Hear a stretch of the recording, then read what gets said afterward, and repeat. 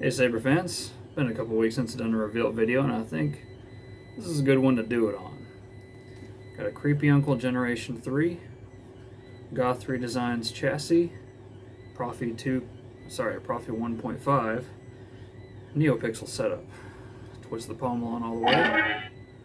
There are nice little accent blinkies. There's a battery level indicator. Do that one more time.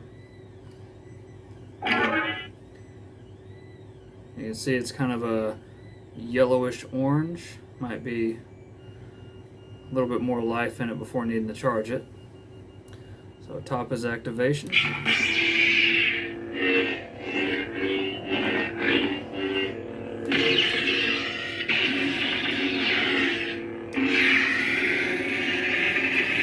Responsive lockup, responsive blast, responsive clash. So depending on your orientation of the hilt, depends on where the clash happens. Same for the blaster.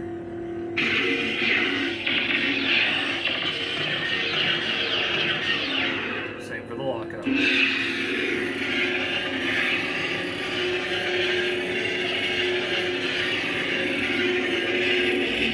Such a kick-ass feature. And color changing on the fly by rotating the hilt. Let's get it back to green. And drag tip. It's going to be hard for that to pick up on camera. Music tracks.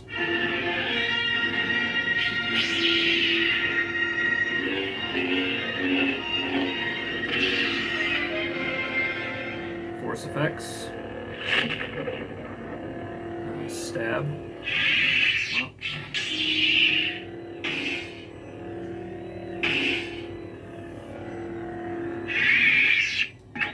Blue. Well, that's not blue at all, is it? Let's change it to blue.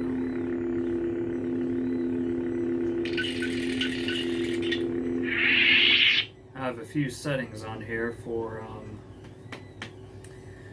idle time off for the MOSFETs. I'm not sure how well that works with 1.5 or proffie version 1.5, but I figure I'd try it anyways. Maybe it'll save some battery life. It essentially just cuts power to the MOSFETs. There's also a save preset, save color change, all that good stuff. So this will remain blue until you change it again. Nice little emitter cooldown too. I've always liked that effect. Green.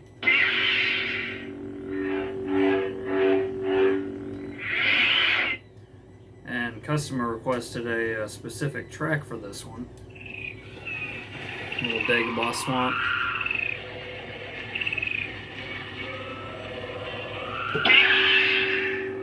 You still get all the effects. Purple. Yellow. White. Let's change that to a more warm white. Not sure if it's picking up the hues on camera.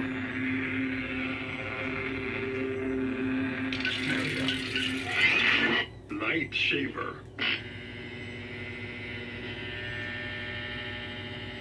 Oh, wait. There we go. Need to shave my beard. If you shave the beard now, more good looking than you can possibly imagine you shall become. Oh, Lars Blacko. Red. Blacko, that's so great. Team C. Smooth Jedi. Let's get to the good stuff. Smooth gray. This is all the normal stuff in my videos, the default fonts, the freebies. Go away! And here's some fonts he purchased. Grumpy Uncle by Kyberphonic. Actually, every font on here that's custom. First one's Eton by John Darrell Donato. And the other 6 are Kyberphonic. The rest are the stock fonts. And these two, this is Kyberphonic. This one and the next one is Kyberphonic. And then it's Juan Sith's Episode 6 Gold, or Legends, whatever he calls it, and Mad Cow's Hero. All fantastic fonts.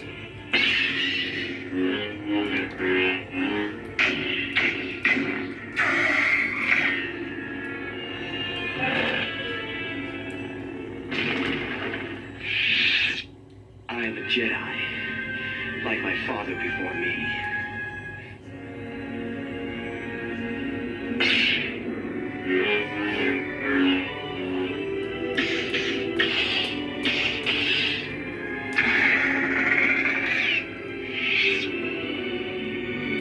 Beauty. Father and son. That's right, Father and Son by One Set.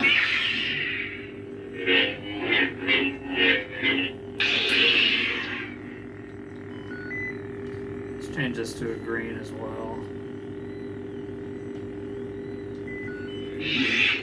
Hero. And of course, green. Now, of course, this is the CFX font, but I just changed the files to proffie, and it's still really good. I gotta tell you, I absolutely love this hero. Not particularly. Well, I like the episode 8 hero, I'm not gonna lie. But what I love is the fact that Denis Lukianov made this, and it is just so well engineered. Like, the fact he's got a recessed area in the emitter for a PCB. Oh, thank God that's starting to catch on. Thank God manufacturers are starting to listen. Oh, now the new Corbanth hero has that feature. A few others here and there. It's a very sparse. There's not many people doing it. But yeah.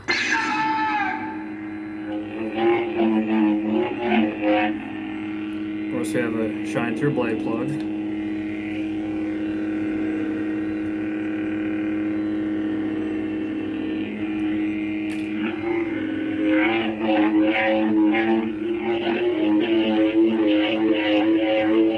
Spins. And just the overall machining quality of this hilt is so nice too. It is so high end. You know, you get what you pay for. Thank God. And it's like, oh yeah, $200-300, whatever, metal tube, yada yada yada. No, that's $200 or $300 freaking dollars. And Denis Lukianov, all of his runs are just fantastic. I did not get his Rebels Maul or Solo Maul hilt, but I'm in on that Cal Kestis hilt, and I cannot wait for that shit. I will not say that this is very install friendly. For a thin neck, yes.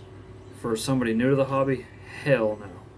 There's a lot of tricky stuff going on here, like getting that PCB in there, flush, not moving, getting that PCB in there. It's like, oh, how do you do that? Well, you got to get a little crafty. You know, you got to wire both those in, bring them out here, solder them together, and then screw this back on, and glue this down somehow in between. Let you guys figure that one out. And this, another PCB. Nice and bright. Cool down, calm down. Anyways, there's the Proffie 1.5, real clean install. Use 28 and some 30 gauge wire for the wires going up into the control box. Got the LEDs that came with it, the green and red LEDs. And God, I love that he used black box activation. Oh, it's so nice. It's great feedback too. Like, there's no wiggle room at all. Like, it's just absolutely perfect. And the way he did the control box card, little bitty nylon screws. There's a little bitty black dots right there. This is actually the steel rod that goes down into this black box insert. There's a spring in between, and that holds the black box insert in, and it also allows this to spring back easily. It's magnificent engineering. Yeah, you got two sides. This is how it came to me, so Yeah, those little black nylon screws are fantastic. Just screw them in all the way and snip them down with an X-Acto knife, and then boom, it is solid. Not going anywhere. The engineering is fantastic on this.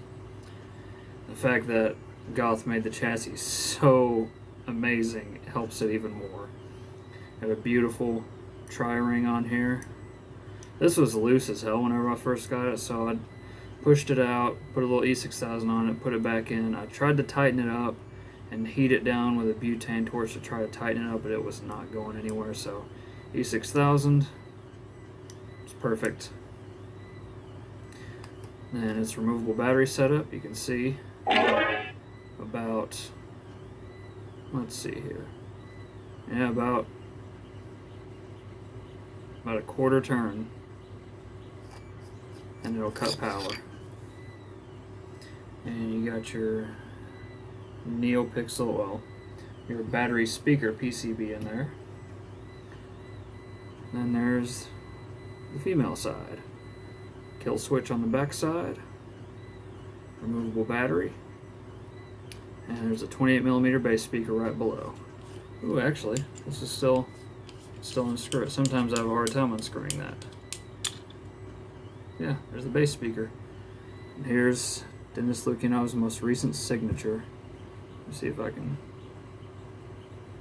get this well for you. Essentially it says Creepy Uncle by Lukianov, and it's a hand holding a thin neck. That is so freaking cool. I mean, just look at that freaking sound venting. Look at that. People call me a wizard. I'm like, bullshit. Denis Lukianov is the wizard. How he figured that out? Genius.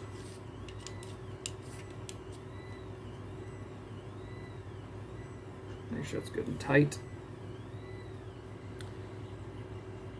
Go and leave this off for now.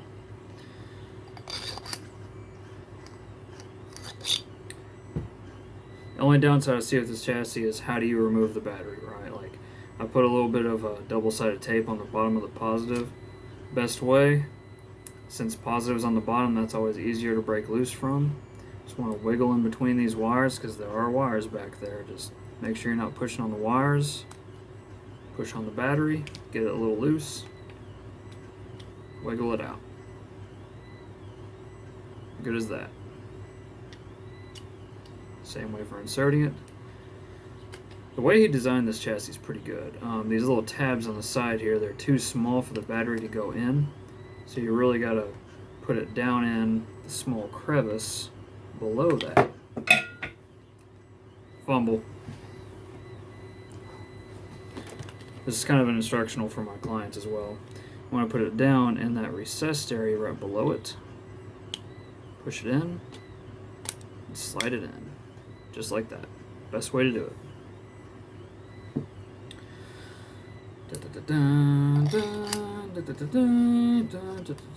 Whoop. Yeah, you can see the battery's a little thirsty.